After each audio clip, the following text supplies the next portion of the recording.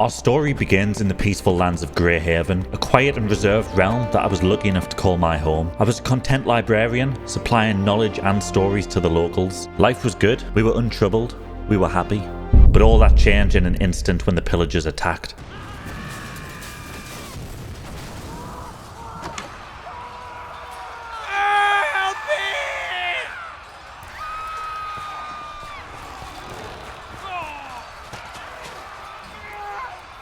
I slipped through the crowds amidst the chaos and found my unlikely escape, but not without hesitation. I knew that once I turned my back, my life would be changed forever. But I ran, and found 7 other survivors who in a blind panic agreed to flee to the forgotten lands of the south, a mystical realm named Emberhollow. After a long and exhausting journey, we stumbled upon what appeared to be an ancient ruin, with a text in the centre which read something unusual.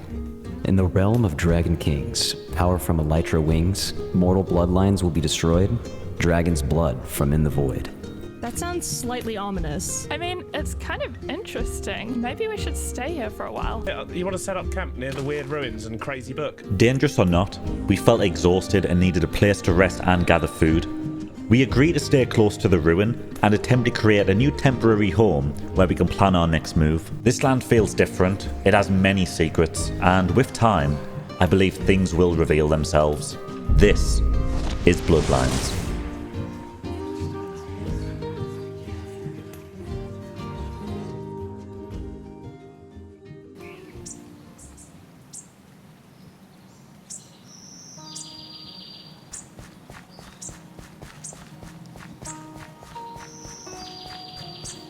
As with any new beginning, we had to start from the bottom. I got to work mining some basic resources and searched for a spot of land to claim for myself. And that's when I stumbled upon a nice area by the edge of the forest. The others were also busy making essential tools and finding a nice place to rest for the night. I don't really know much about my new neighbours, but it does feel comforting knowing that we've been through all of the same hard times together. As long as we work as a team, I do believe we can have a good chance of surviving here. It was time to start clearing out the area of all the dense woodland and cleaning up a few bumps in the land. I was off to a slow start. Small campsites already started to appear in the area, and I wanted to build a nice shelter, a place that I could call home. Resources were limited, but I managed to create a small hut with enough room inside to store some essential items and a cozy bed. And all things considered, I think this thing turned out to be alright. There was always the open possibility of moving into something larger if we decided to stay here, but it was safe and it was warm. I went to sleep that night wondering what type of future that I have now, whether or not I'd be ready to adapt to a new life, and how I was going to make myself valuable to the others. These were big questions that I didn't really have the answers to at the time, but I was just happy to have the opportunity to decide for myself. The next morning,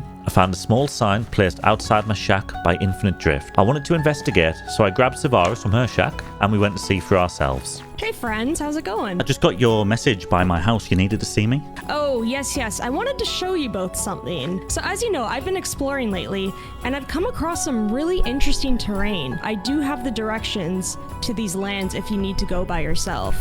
If you wish to discover the colorful valley, head east towards the rising sun. For tropical woodlands, head south towards the ocean. So me and Savaris set out to follow Drift's map to the colourful valley in the east. We travelled for several days across many different biomes, but we made sure to keep each other safe by sticking together. And eventually we found what we were looking for, along with plentiful new materials for us to pick up and take home. Digging these new blocks and colourful resources gave me inspiration for a new home that I would soon decide to build. The blocks in Emberhollow really are beautiful. It's a humbling experience to witness a land lost in time and untouched for centuries, filled with possibilities. After some gathering, myself and Savaris decided it was time to head home and get back to work with the others. Funnily enough, it was a small decision to go mining that would change the course of our lives in the biggest way imaginable. Purely by chance, I stumbled upon an ancient shrine housing what appeared to be an old book. I tried to resist meddling. This place felt like it was breathing and watching, but curiosity got the better of me and I grabbed it from the plinth to take a peek inside. 4 obsidian, 2 diamonds, 1 book, feed lapis, surround with knowledge to unlock Emberhollow's secret. Was this just meaningless scribble or something more mystical to be discovered? Whatever it was, I felt like I had had to find out. I planned on researching the text, but wanted to avoid any of the other neighbours finding out. Mr. Beardstone was already creeped out enough by the ruin. I think he's had his fill of ancient mystical texts for a little bit. While I still didn't feel ready to build myself a house, I did need some privacy. I decided to build myself a tall tower instead, to make sure I could have plenty of room for myself, and I gathered the materials and got building. I wanted to build something that felt like it belonged in Emberhollow, so I chose a mossy gradient at the bottom of the tower to make it appear old and part of the environment. I then moved upwards and transitioned into cleaner stone blocks and added some grey wool. For the top of the tower, I wanted something large enough to store a research room in, so I built a large structure with dark oak wood for a contrast to the main tower. Then I used a bunch of different wood types and various blocks to construct a roof and placed a flag on top and side of the tower. Once the structure was complete, I finally had my own privacy, which meant I could finally get to work researching what I'd discovered.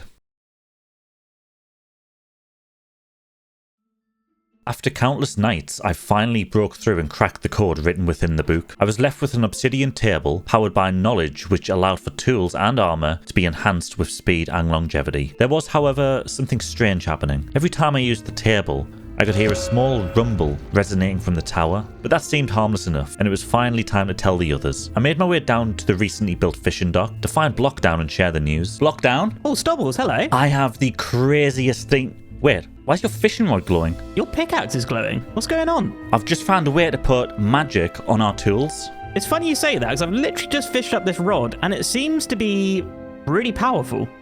Well, why don't we go back to my tower and I'll show you what I've discovered. Okay, sounds good. Whoa, this tower looks amazing. Did you build this? I did, yeah, all by myself. I'm kind of scared. Just go up the ladder, you'll be fine. What is that? I think you should take a look at this. Okay. Shall I give it a go? Yeah, take this lapis, put 3 in the enchanting table, and put a tool in there with it. Oh, something happened. It says Fortune 2, Efficiency 3, and Breaking 3. What does fortune mean? I have no idea. So, you're going to start researching all this sort of stuff then? I guess so. I suppose I'm going to start researching magic, if we can call it that. You're a wizard, Stobbles. I'm a what? Stobbles, you're a wizard. I can't be a wizard. I'm just Stubbles. Well, just Stobbles, you're a wizard. But I'm just Stubbles. No, just Stobbles, you're a wizard. Oh, okay, cool. Okay, bye. Bye. Now that the secret was out, I realised that I'd failed to get involved with my neighbours over the last few weeks, and I heard they were having a hard time organising missions and events between themselves, so I decided that I wanted to help out. I figured a nice way to do this would be to build a notice board in the centre of town, that way people could leave important notes for each other. So I got to building, and I went with the basic wood design, and made sure to leave plenty of space in the centre for people to write their messages. Once that was done, I then done some landscaping around the sides and created a cute little pond to make the area pop. I was really happy with this one, but I feel like there was some more things to do. I figured the village needed some more life, and had an idea that I ran past Blockdown after bumping into him again. I like that pond you're building. If you want, you can help me with the next part. Ooh, what's that? I'm thinking of removing some spruce trees and replacing them with nice tall birch ones. What do you think? That sounds like a good idea. I'd be down to help with that. So me and Blockdown got busy planting some beautiful trees to help add some life to the area, and I've got to say, I'm really happy with how these came out. Things were finally starting to look up in Emberhollow. We had ourselves a nice safe village and we're all becoming friends. I thought it was finally time for me to create a proper house to call my own. I used a mixture of light blocks for the base with a spruce wood trim and trapdoors to complement. I then used that beautiful terracotta block that me and Savaris found while out exploring the colourful valley. I mixed in some dark oak and spruce for some variety. And then for the roof, I used a combination of blocks to create a gradient. I wanted to make the roof look weathered and old. I then threw up a tower on the side for good measure, and then finally connected the two builds together with a walkway and a little roof on top to keep the area sheltered. For the interior, I wanted to make the bottom floor into a chest room so that I could organise all my resources and not have to walk too far to get them. This place had plenty of room, so creating a design was simple. All I had to do was put some chests in the walls and decorate the sides. Then for the top floor, I began by creating giant rafters in the roof to act as support beams holding the building together, and after a little extra work, I finally had a proper living space that I was proud to call home. And on that positive note, word in the village was that Blockdown and Drift worked together to build a pig racing track for us all to take part in. We all signed up and gathered in the centre of town, where we hopped on our pigs and just had some fun. I feel like this was the turning point for our small group of survivors. It showed that we were beginning to relax and share moments of happiness together. The race concluded and we held a celebration ceremony and went to sleep happy that night, feeling optimistic for the first time in quite a while. But all that was about to change when Mr. Beardstone seeked me out the following day. Stubbles! Hello? Oh, Hello. hi Mr. B. How you doing? What you doing here? I've just been with Block, and he has like a magic pickaxe that was about 10 times as fast as mine, and I want one. I thought you were a little bit of a skeptic. I thought you didn't believe in this type of thing. Yeah, I know, but then I managed to mine like 10 bits of stone in the time he dug out an entire thing. You're a convert and I'll love it. Yeah, I wouldn't go that far, but I definitely want one of those magic pickaxes. Come over to my tower and I'll show you how it works. So myself and Mr. B made our way towards the tower. I showed him how it all worked, and then while we were in the middle of enchanting, something disastrous happened that shook the whole village.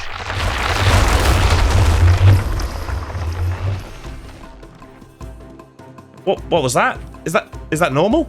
Normal isn't the word I'd use, but it has happened before. That was a bit louder than usual, though. I think we better go outside and have a look what's going on. Where's everybody else? Anybody else hear that? Hello? What was that noise? You heard that too? Yeah, that was creepy. Yeah, what was that? Oh look, the others are over there, look, on the other side of the lake.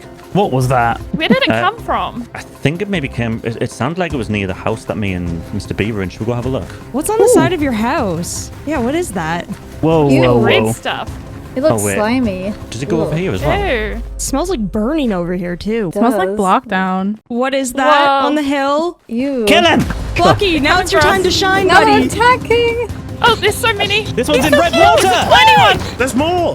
They're coming through! They're coming through this thing! This thing is crazy. It looks slimy and disgusting, like an infestation. I was saying, this makes you question why I didn't do magic. Hey, you can't blame me for this. It's coming from your tower. It's literally coming from your tower. No, that's not related at all. That's something else. I don't want to point fingers, but I was up there the other day too, seeing what you had up there, and when I went near it, I heard a weird rumbling. I was meaning to tell you about that. I heard the rumbling when I was playing with it as well. You could have said that before I enchanted my pickaxe just now, because Well, giant portals didn't appear the last time we done it. I thought it was safe. maybe someone needs to guard it. We should probably check it out and make sure it's safe on the inside. Nope. Ooh, I don't know about going inside. No. That seems creepy. dangerous. You guys, Wax? I think I can do this. I think I got this. This is something that I can handle.